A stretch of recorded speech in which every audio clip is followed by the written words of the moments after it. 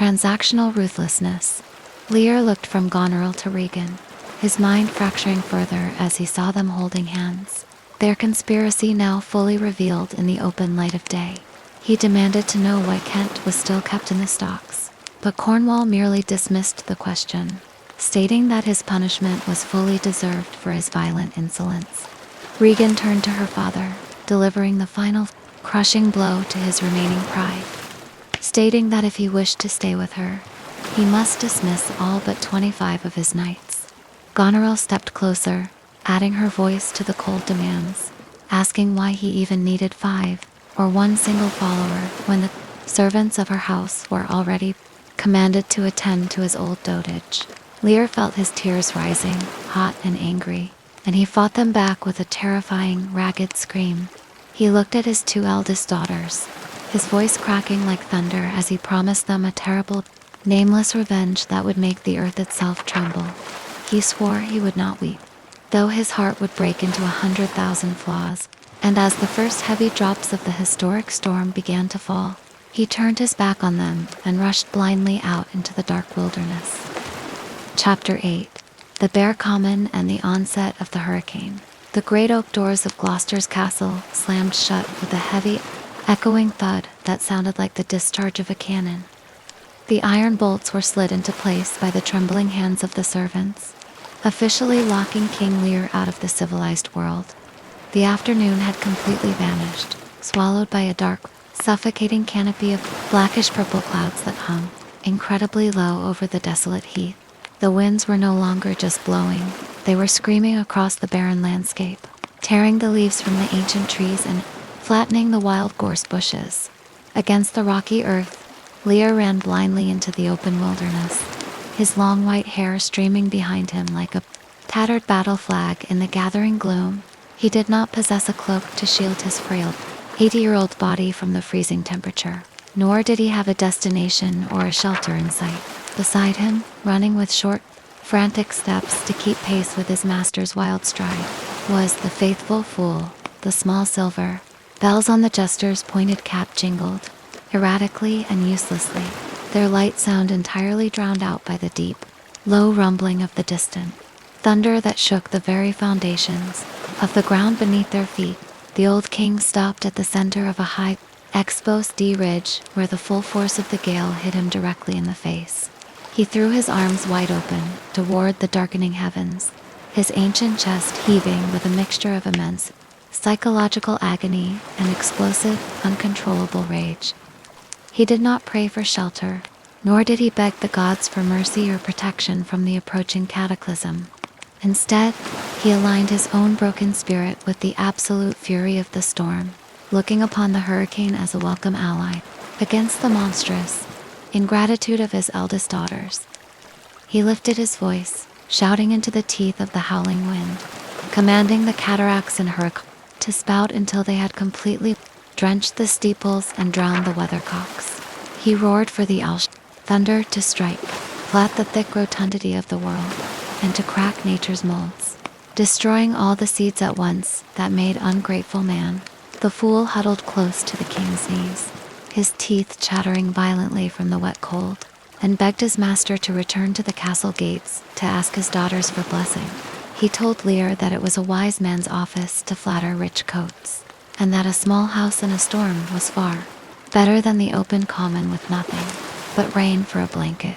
Lear utterly ignored the jester's desperate pleas, his mind fracturing further as the first heavy, freezing drops of rain began to pelt his wrinkled face like sharp needles. He shouted that the elements owed him nothing, for he had never given them kingdoms, nor had he ever called them his children. He accused the heavens of being servile ministers, joining their high battles with 2 pernicious daughters against an old, gray man who had given away everything he possessed. He stood there, a grand and tragic monument of fallen majesty, daring the lightning bolts to singe his white head, completely consumed by the burning fire of his internal betrayal. As the rain transformed into sheets of torrential water, blinding their eyes and soaking their garments, a solitary figure appeared through the thick mist. It was the Earl of Kent, who had finally managed to escape from the stocks after the household had retreated inside from the storm. Kent had followed the king's tracks through the mud, his heart filled with a profound dread as he heard the distant, mad shouting of his master echoing across the empty moor. He approached carefully, his hand resting on his sword hilt, his face lined with deep sorrow, as he saw the former ruler of Britain, standing uncovered in a tempest that would terrify the wildest beasts of the forest. Kent stepped into the flickering light of a sudden lightning flash, his rough voice straining to be heard over the continuous, deafening roar of the thunder. He cried out to the king, asking him who was there, and marveling that a human being could endure a night that forced the cubs of the bear and the hungry lion to hide in their dark caves. He told Lear that the absolute wrath of the skies was too great for human nature to bear, and that the modern frame could not survive such exposure without immediate shelter. Kent pointed through the darkness toward a small, wretched hovel that lay a short distance down the rocky slope of the ridge. He begged the king to take temporary refuge inside the low turf hut while he returned to the castle gates to force his way in and demand that his ungrateful daughters show some small spark of humanity. Lear paused, his wild eyes fixing on Kent for a brief second, the physical cold finally beginning to penetrate the thick wall of his emotional fury. He muttered that the tempest in his mind did entirely take all feeling from his senses, save what beat there, which was his daughter's blackened gratitude. He looked toward the tiny hovel, his voice dropping to a quiet, strangely tender whisper as he turned to his weeping jester, telling the youth that he would go inside, for the art of our necessities was strange, and could make vile things precious. Lear commanded the fool to enter the low door of the turf hut first, stating that he would pray, and then he would follow him into the dark shelter. The fool crept inside the narrow opening, glad to escape the biting sting of the freezing rain, leaving Lear and Kent standing alone in the downpour. The old king fell to his knees once more in the deep, thick mud, looking out over the dark landscape as the lightning illuminated the vast emptiness around him. He prayed a different kind of prayer, his voice cracking with a new, profound realization of his own historical failures as a sovereign ruler. He spoke to the poor, naked wretches of his kingdom, wheresoever they were, who bided the pelting of this pitiless storm with their houseless heads and unfed sides. He confessed aloud that he had taken too little care of this vast section of his people. During his long, secure reign as absolute king, he exhorted the great and wealthy men of the world to shake off to expose themselves to the raw pains that the poor endured, so that they might distribute their excess wealth and show the heavens more just. Before Kent could lift the praying monarch from the wet ground, a terrifying, blood-curdling shriek echoed from the dark interior of the hovel. The fool burst back out through the narrow doorway, his face pale with a new terror, his small hands trembling violently as he grabbed Kent's leather sleeve. He cried out that there was a spirit inside the dark hut, a foul fiend who was groaning and muttering strange spells in the blackness. Kent drew his iron sword, stepping between the king and the opening, demanding to know who was hiding within the wretched straw of the shelter. A wild, grotesque figure crawled out into the pouring rain, naked except for a filthy blanket tied around his loins, his skin covered in gray mud and dried blood. It was Edgar, the legitimate son of the Earl of Gloucester, who had successfully disguised himself as a mad beggar known as Poor Tom to escape his father's mistaken death sentence. He began to chant wildly, crying out about the foul fiend Flibbert and how the cold wind blew through the hawthorn bushes. Lear stared down at the naked, shivering creature with an absolute, obsessive fascination, his own shattered mind instantly connecting with the apparent madness of the beggar. He stepped closer to Edgar, his voice filling with a terrifying, absolute certainty as he asked the stranger if he had also given his entire kingdom to his two daughters, and if it had brought him to this pass. Chapter 9. The Fellowship of Madness and the Trial in the Barn. The torrential rain continued to slash horizontally across the desolate heath, as if the very sky were attempting to drown the fractured earth below. Inside the cramped, leaking turf hovel, the air was thick with the suffocating stench of damp straw, rotting wood, and the cold sweat of desperate men. King Lear stood in the center of the dark room. His eyes were wide, vacant, and burning with a terrifying, unnatural brilliance. He remained completely transfixed by the grotesque sight of Edgar, who was still pacing back and forth in his wild disguise as the naked, shivering beggar. Poor Tom. To the shattered mind of the old king, this madman was not a tragic casualty of poverty or misfortune. He was the ultimate pure representation of a human being, a man who had been stripped of all the artificial coverings, titles, and flatteries of civilized society. Lear stepped closer to the shivering youth, ignoring the heavy drops of water falling through the broken roof onto his own white head. He began to loudly question Edgar, asking him if his daughters had brought him to this wretched pass. He swore a great, booming oath that nothing could have subdued nature to such a pitiable state, save the sharp, venomous unkindness of his own flesh and blood. Edgar, who was secretly weeping inside his heart at the devastating sight of his king's mental collapse, had to maintain his frantic, rambling performance to save his own life from discovery. He began to chant wildly about the foul fiend that bit his back, and about the dark spirits that led him through fire, and through whirlpools, over bogs, and quagmires. He cried out through his chattering teeth, warning the company to beware of the foul fiend, and to keep their feet from transgressions. Lear listened to the mad rambling with an absolute, reverent fascination. He turned to the disguised Kent, and then to his shivering fool, pointing a trembling finger at Edgar's naked, mud-covered body. He asked them if man was no more than this.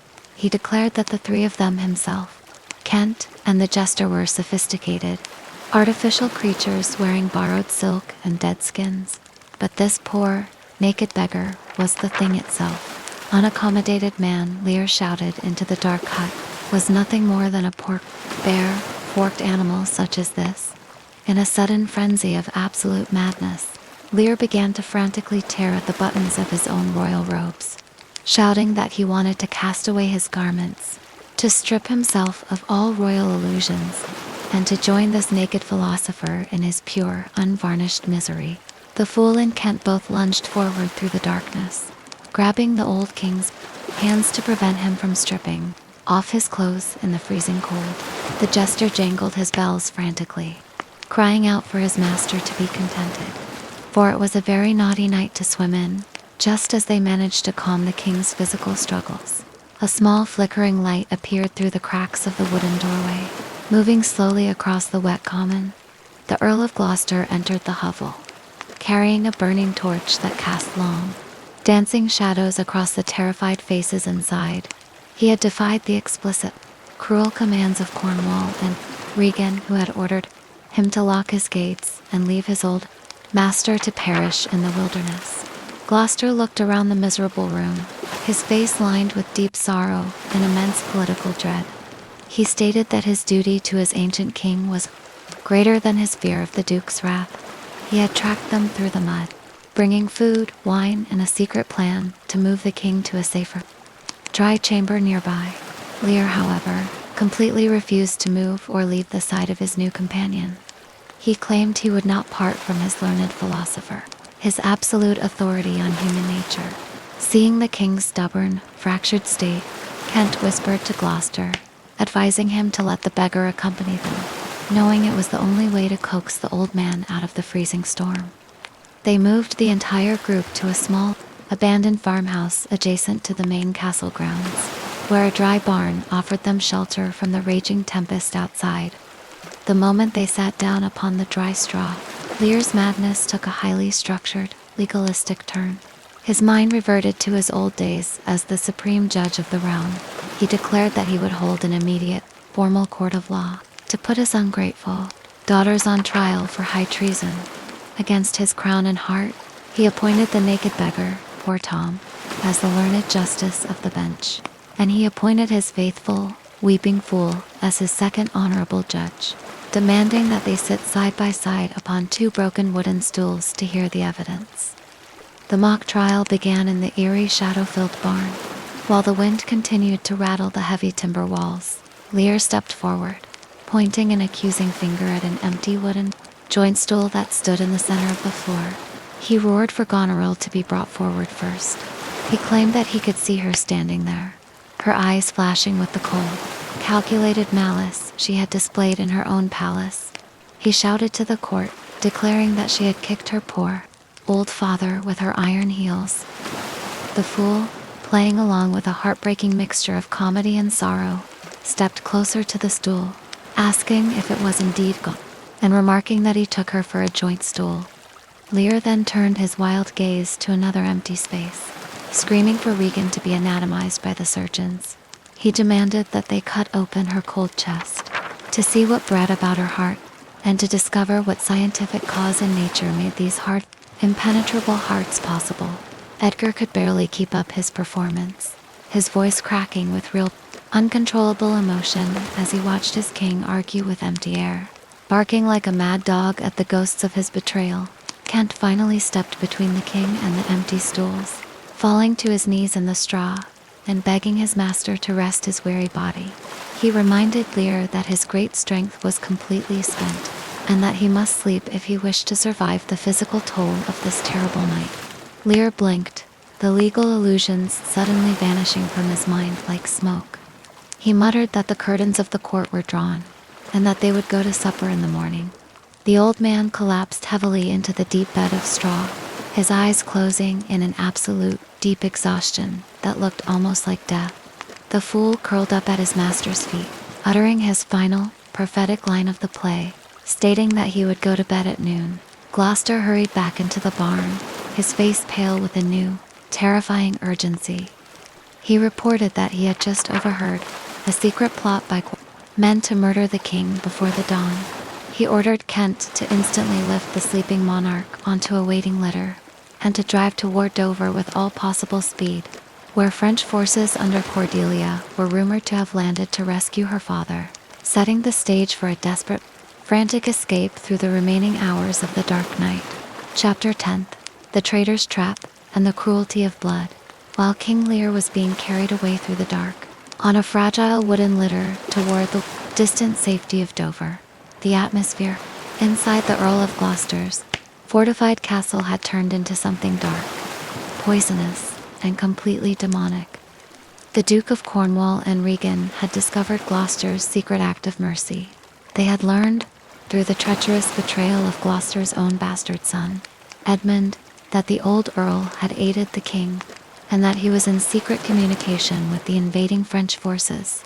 Cornwall sat in the grand hall, his face twisted in a cold, calculated expression of absolute political ruthlessness. He ordered his heavily armed guards to hunt down the old Earl immediately, and to bring him into the chamber as a prisoner of high treason. Regan stood beside her husband, her eyes burning with a cruel, vindictive light that eclipsed even her sister Goneril's malice. She did not merely want Gloucester captured. She demanded that they hang him instantly. Goneril, who was preparing to depart for her own estate, offered a darker suggestion, whispering that they should pluck out his eyes instead. A moment later, the heavy iron-shod doors of the hall were thrown wide. The guards dragged the aged Earl of Gloucester into the room. His hands were bound tightly behind his back with rough, abrasive cords. His silver hair was disheveled, and his face was pale with the knowledge of his impending doom. They bound the old nobleman securely to a heavy wooden chair in the center of the cold stone floor. Regan stepped forward, her movements predatory and completely devoid of any aristocratic dignity. She reached out, grabbed Gloucester's long, white beard with her bare hand, and pulled it with the vicious force that brought tears of physical pain to the old man's eyes. Gloucester gasped in absolute shock, looking at his royal guest, and asking her if it was seemly for a hostess to pluck her host by the beard. He reminded her, with a trembling voice, that they were guests under his roof, and that the laws of hospitality were sacred in the eyes of the ancient gods. Cornwall stepped down from the dais, leaving his sword in its leather scabbard, but carrying a dark, terrifying intent in his eyes. He demanded to know the contents of the secret letters he had received from France, and why he had traitorously sent the Mad King toward Dover. Gloucester stood as firm as his failing strength allowed. He looked his tormentors in the eye, and answered with a blunt, courageous honesty. He stated that he had sent the king away because he could not bear to see his cruel daughters pluck out his poor old eyes with their sharp fingernails.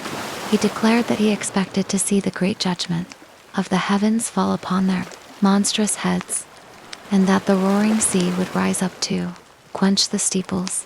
For their black ingratitude, Cornwall sneered, his voice dropping to a low guttural hiss.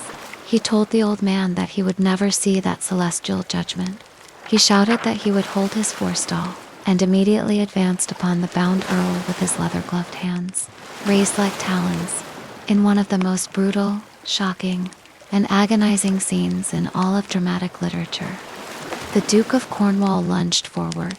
He pressed his heavy thumb into Gloucester's face, and brutally, violently forced his first eye completely out of its socket, casting it onto the cold stone floor. Gloucester screamed a high, blood-curdling shriek of absolute agony that echoed through the high timber rafters of the castle. He cried out for help, calling upon the dark gods of nature to protect him from this monstrous mutilation. Regan laughed aloud, a terrifying, unnatural sound that cut through the old man's screams. She mocked his pain, shouting that one side would mock the other, and demanded that her husband pluck out the second eye to match the first. Cornwall prepared to finish his gruesome work, his face covered in the old man's blood. But before he could strike again, an unexpected, miraculous event shattered the political order of the room. One of Cornwall's own household servants, a simple, low-born youth who had been raised in the palace since childhood, stepped forward out of the ranks. He drew his iron sword, his voice trembling with an honest moral fury.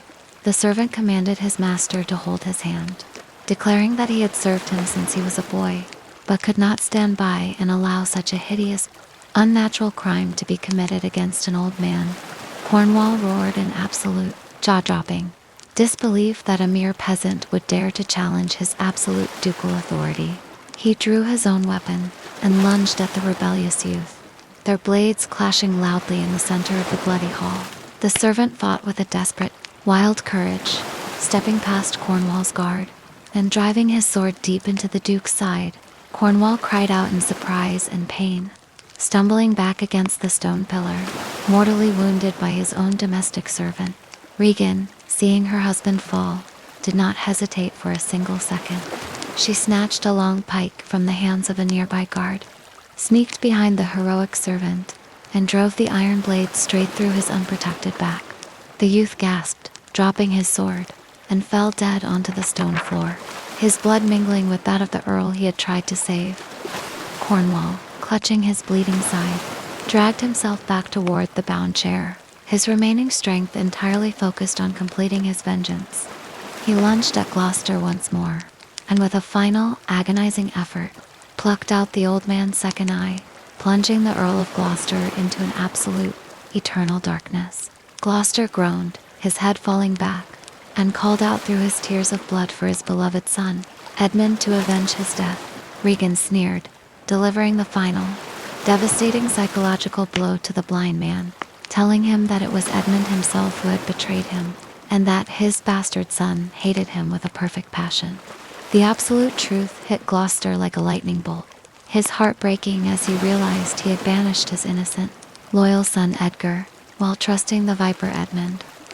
He wept aloud, asking the gods to forgive his massive blindness of soul, which was far worse than his physical blindness. Cornwall, growing pale and weak from his mortal wound, ordered his men to throw the bleeding, eyeless earl out of the castle gates, telling them to let him smell his way toward the road to Dover. Regan took her dying husband's arm, guiding him toward their inner chambers, leaving the hall defiled with blood and the bodies of the dead. Outside the gates, under the remaining drizzle of the historic storm, two old servants showed a small spark of human kindness, leading the blind Gloucester through the mud toward a stranger who was waiting in the shadows, the disguised Edgar, who was about to face the ultimate, heartbreaking challenge of guiding his own mutilated father without revealing his true identity. Chapter 11. The Shadows of Treason and the Banners of France. The bloody horror inside the walls of Gloucester's castle was over, but the political shockwaves were turning the entire realm of Great Britain into a boiling cauldron of civil war. The Duke of Cornwall was dead, killed by his own servant, leaving the ruthless Regan a bitter, vengeful widow. Goneril had already departed, traveling back to her own estate in a cold fury, accompanied by the treacherous bastard Edmund. with whom she had forged a deep, sinister romantic alliance.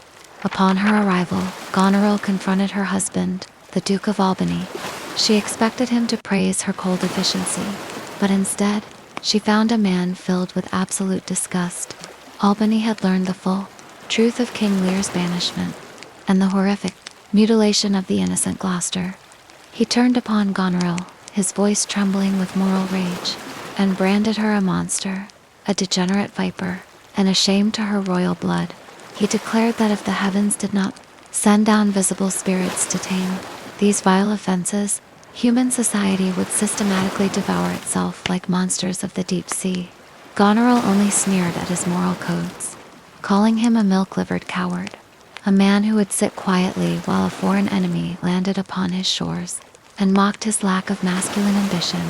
The foreign threat she spoke of was no longer a distant rumor. The wind blowing from the English Channel carried the heavy, rhythmic thud of war drums. The Royal Navy of France had landed at the White Harbor of Dover. Leading this great army was none other than Queen Cordelia herself. She did not come out of political ambition or a desire to conquer British soil, but out of a pure, sacrificial love to rescue her broken, elderly father from the hands of his torturers. Reports from her private scouts filled her heart with immense sorrow. They described the old king wandering the open fields completely alone, out of his mind, and singing mad songs to the cold wind. Cordelia wept, her hot tears falling upon her royal velvet robes, and she ordered her personal physicians to search every single thicket and valley, using all the healing herbs of the earth to restore his shattered mind to peace. Meanwhile, inside the British war camp, a new and deadly conspiracy was taking root. The bastard Edmund had been appointed as the supreme military commander of Regan's forces. Both Goneril and Regan were now deeply, obsessively in love with him, each sister desperate to possess his brilliant, ruthless mind and his cold heart. Regan confronted Edmund directly in his tent, demanding to know if he had ever found his way into Goneril's bed, warning him that her sister would stop at nothing to remove her own husband, Albany, from the picture. Edmund stood between the two powerful women like a dark puppet master, smiling a thin, calculating smile in the shadows, knowing that whoever won the war, he would ultimately inherit the absolute crown of Great Britain. The armies were now marching directly toward the coastal hills of Dover. The banners of France and the shields of Britain were about to clash in a decisive, historic battle that would determine the final, tragic fate of a fractured kingdom and an exiled king, setting the stage for the broken men who were still wandering in the cold fog outside the castle walls. Chapter 12. The Illusion of the Cliff and the Miracle of Dover.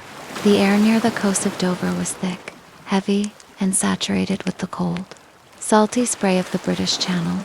The continuous, low roaring of the distant waves echoed through the limestone valleys, creating an atmosphere of deep, inescapable doom. Edgar, still forced to wear his filthy, mud-stained rags as poor Tom led his blind father, the broken Earl of Gloucester, up a long winding incline. They had traveled for many agonizing miles across the broken countryside. The old man's feet were bleeding.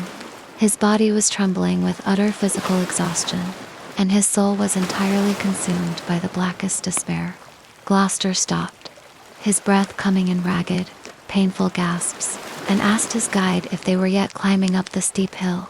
Edgar, looking out over the flat, rolling green meadows that preceded the actual coast, decided to practice a sacred, desperate deception upon his father's broken mind.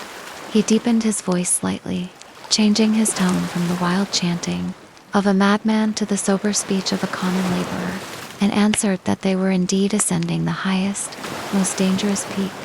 He claimed that the path was so steep that it made his own legs ache with fatigue, and he falsely described the massive sound of the sea, whispering that the water was roaring fearfully against the rocks far below.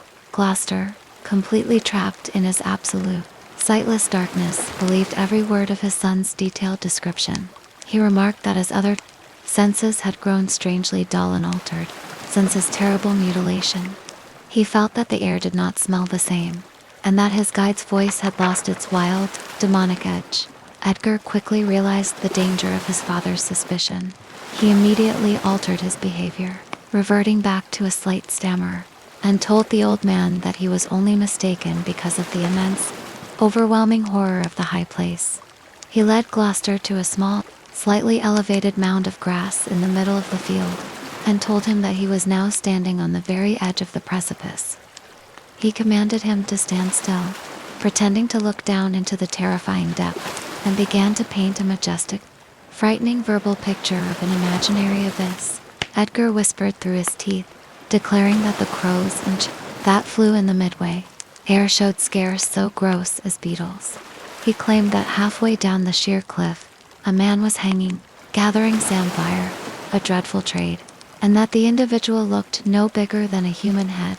He swore that the massive fishermen walking upon the distant beach appeared like mice, and that the great, towering, European ships anchored in the harbor were reduced to the size of tiny cockboats, their masts completely invisible under the heavy shroud of the coastal fog. The vivid, terrifying description achieved exactly what Edgar both desired and feared. Gloucester gasped, his hands shaking violently as he looked into his internal, imaginative void. He declared that he would go no further, for his brain would turn, and his deficient sight would drive him to tumble headlong into the deep sea. He pulled out another heavy purse of gold from beneath his torn cloak, and handed it to his guide, blessing him for his loyalty, and bidding him to depart immediately. Gloucester then fell to his knees upon the damp grass.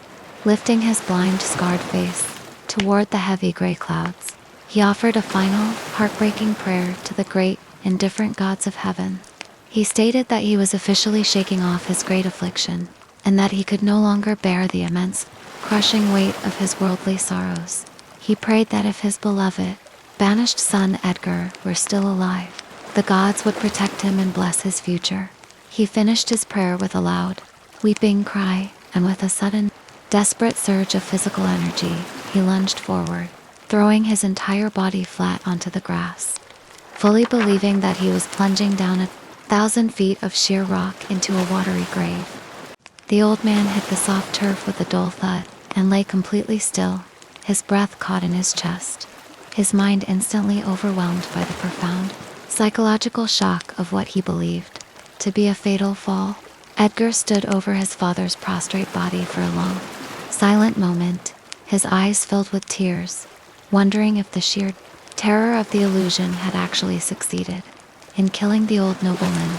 He knew that despair could easily break this fragile thread of a life that was already worn thin by torture and grief. He stepped forward, changing his voice once again, this time adopting the tone of a high, noble stranger who had been walking along the beach below. He knelt in the grass, gently lifting his father's head, and called out to him, asking if he were alive or dead. Gloucester opened his mouth, groaning in deep confusion, and muttered that he must be a ghost, asking the stranger to leave him to his peaceful death.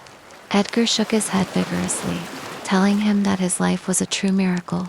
He swore a great oath, claiming that he had stood on the beach below, and had seen a creature with eyes like 2 full moons, and a nose like a ridge of horns, standing beside the old man on the top of the mountain before he jumped. He convinced Gloucester that the creature was the foul fiend itself, and that the benevolent gods had preserved his life from the demon's clutches, turning his terrible fall into a sign of holy forgiveness. Gloucester listened to the elaborate, loving lie, a faint glimmer of hope, finally breaking through the heavy armor of his dark depression. He accepted his survival as a divine sign, vowing that he would endure his affliction with patience, and that he would never attempt to take his own life again, until his thread of days naturally broke.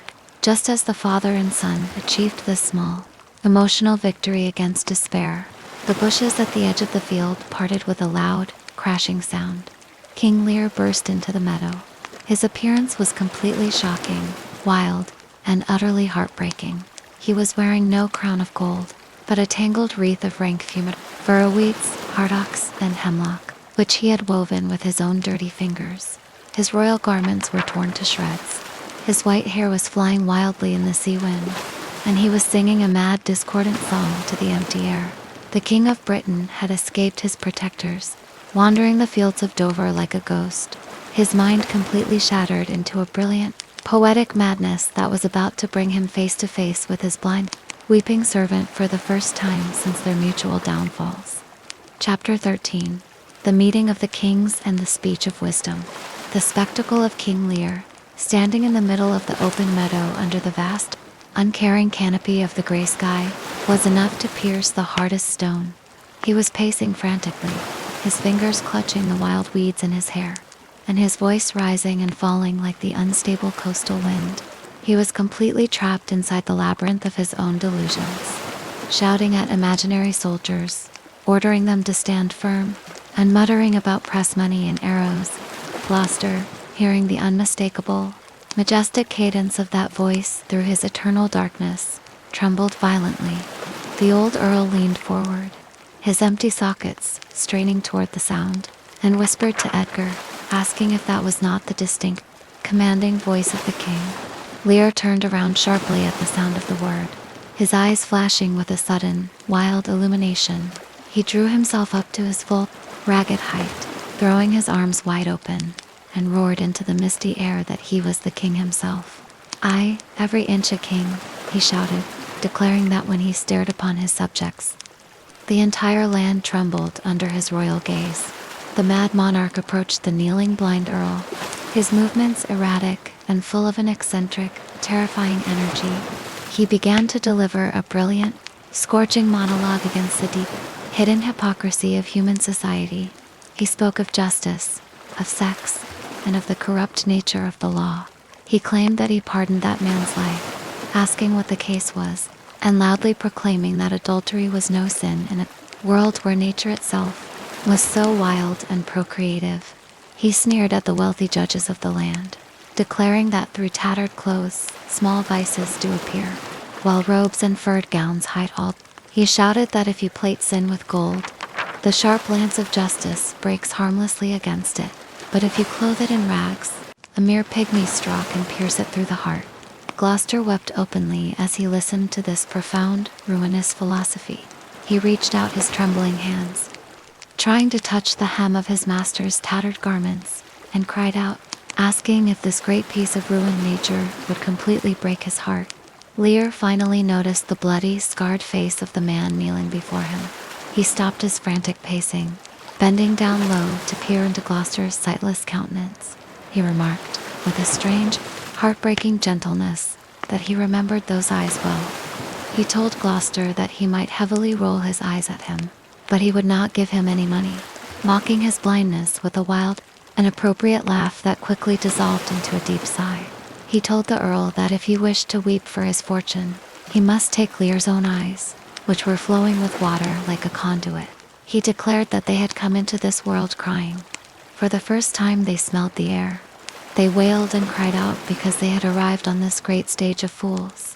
Edgar stood aside, completely overwhelmed by the crushing weight of this encounter. He muttered to his own heart that his soul would break under this sorrow, and that he could not believe this terrible sight if he were not seeing it with his own eyes. The heartbreaking meeting was suddenly interrupted by the sound of rapid, heavy footsteps approaching through the tall grass. A detachment of French soldiers, sent out by Queen Cordelia to rescue her father, entered the meadow. The gentleman in command fell to his knees before the ragged king, thanking the heavens that they had found him at last. He told Lear that his dear daughter had arrived, and that she was waiting with open arms to restore him to his royal dignity. Lear, however, mistook the gentle soldiers for a band of dark executioners sent by Goneril and Regan to murder him. He scrambled backward through the mud, crying out that he was a prisoner of war, and begging them to use him well. He shouted that if they wanted to catch him, they must run for it, and with a sudden, astonishing burst of physical speed, the old king turned and fled across the fields toward the coast, his weed-woven crown falling from his head as the shouting soldiers chased him into the distant fog. Gloucester collapsed back onto the grass, utterly exhausted by the emotional whirlwind, and prayed to the gods to take his breath away before his mind broke like his master's. Edgar lifted his father once more, guiding him toward a safe shelter nearby, but their path was immediately blocked by a new, deadly threat. Oswald, the cruel, obsequious steward of God, stepped out from the shadows of the trees, a long glinting dagger drawn in his right hand. He had been searching the countryside for the blind earl, carrying an explicit order from Regan to murder Gloucester on sight to prevent his bleeding face from turning the hearts of the common people against the sisters. Oswald rejoiced loudly, calling Gloucester a notable traitor, and advanced upon the blind man with his blade raised high, completely ignoring the ragged beggar who stood between him and his helpless prey, setting the stage for a short, brutal battle that would decide the fate of the secret letters of betrayal. Chapter 14. The Clash of Armies and the Quiet of the Grave. The final, bloody curtain was falling fast upon the fractured realm of Great Britain, before the great clash of shields could even begin upon the battlefield. Edgar stepped between the murderous Stuart Oswald and his helpless, blind father. Oswald sneered at the filthy beggar, raising his dagger to strike him down. But Edgar, wielding nothing more than a heavy wooden staff of an English peasant, fought with the fierce, protective fury of a betrayed son. The exchange of blows was short, brutal, and decisive. Edgar parried the sharp blade, stepped inside the steward's guard, and brought his heavy staff crashing down upon Oswald's head. The corrupt servant collapsed into the deep mud, coughing up blood, and with his dying breath, begged the beggar to take his secret letters to Edmund, the Duke of Gloucester. Edgar ripped open the dead man's silk pockets, breaking the wax seal of the hidden correspondence. His eyes widened in absolute horror as he read Goneril's own handwriting, which explicitly urged Edmund to murder her husband, the Duke of Albany, so that they might rule the kingdom together as king and queen. Leaving the steward's corpse to the crows, Edgar hurried through the gathering mist to deliver the treasonous letter to Albany. Meanwhile, inside the warm, royal tents of the French camp, a brief, miraculous oasis of peace had opened. King Lear had been gently captured by Cordelia's doctors. They had stripped away his wild crown of weeds, washed his bleeding feet, and clothed him in soft, clean royal robes. As the old man slowly awoke from a deep, medicated sleep, soft music played through the air. He blinked, looking up at the tear-stained face of Cordelia, who was kneeling beside his bed. Lear wept, believing he was a soul in purgatory, and that his daughter was an angel from heaven. He fell to his knees, begging her for forgiveness, confessing that he was a very foolish, fond old man, fourscore and upward, and that he feared she did not love him. Cordelia caught his trembling hands, her heart breaking as she kissed his aged forehead, crying out through her tears that she had no cause to hate him. None, no cause at all. But the tender reunion was brutally shattered by the roaring horns of war. The British army, led by the ruthless and brilliant Edmund, slammed into the French lines with an unstoppable, iron violence. Despite the justice of Cordelia's cause, the chaotic tides of fortune turned against her. The French forces were completely broken, scattered, and defeated. Lear and Cordelia were captured in the retreat, bound in heavy chains, and brought before the triumphant bastard, Edmund. Lear, however, felt no fear of the prison walls. He laughed in his soft madness, telling Cordelia that they would pass their days in captivity like birds in a cage, singing old songs, laughing at the gilded courtiers, and watching the great political factions wear themselves out in the world outside. But Edmund had already written a secret, dark warrant of execution. He pulled a brutal captain aside, handing him the parchment, and ordered him to take the royal prisoners to the deepest dungeon and hang them both immediately, making it look like a tragic suicide. Just as Edmund turned to celebrate his absolute victory, the Duke of Albany arrived with the British banners, accompanied by a mysterious knight clad in solid black armor with his visor completely closed. Albany confronted Edmund with the treasonous letter Edgar had stolen from Oswald's corpse, branding the bastard of foul, a natural traitor to the crown. The trumpet sounded 3 times, challenging anyone to prove Edmund's guilt through trial by combat. The Black Knight stepped forward, drawing his heavy broadsword. It was Edgar, finally revealing his martial power. The two brothers engaged in a furious, rhythmic duel of iron and blood, their blades striking sparks in the dim light of the camp. Edgar fought with the accumulated weight of his father's blindness and his own exile, driving Edmund back until he delivered a mortal thrust through the bastard's chest. As Edmund lay dying in the dirt, he gasped, confessing all his crimes, and admitted that the wheel had come full circle. He was back at the lowest point where he began. Before the dying Edmund could recall his dark warrant, a sudden, piercing shriek of absolute agony echoed from the royal prison. The heavy wooden doors burst open, and King Lear staggered out into the light, carrying the lifeless body of Cordelia in his old arms. Her neck was broken, her white garments defiled with dust, and her golden hair hanging loose. Lear roared into the heavens, a terrifying primal howl of howl, cursing the sky for allowing such a pure, innocent creature to die while dogs, horses, and rats still had breath. He knelt over her body, pressing a feather to her pale lips, desperately praying for a single sign of life. He whispered through his cracking voice, looking at her quiet face, and muttered that she would come no more. Never, never, never, never, never. The physical and psychological toll of the immense tragedy was too great for the old king's worn-out heart. Lear choked, his eyes widening in a final, brilliant flash of illusion, pointing at Cordelia's lips as if she were breathing, and collapsed heavily over his daughter's chest. His royal soul finally breaking free from the long, agonizing torture of his life, the great lords stood in absolute, stunned silence around the bodies of the fallen king and daughter. Kent, whose heart was also failing from his long, hidden loyalty, refused Albany's offer to help rule the broken realm, stating that his master called him, and he must go. The crown was left in the heavy, trembling hands of Edgar and Albany, who looked out over a ruined nation covered in the ashes of pride, ingratitude, and civil slaughter.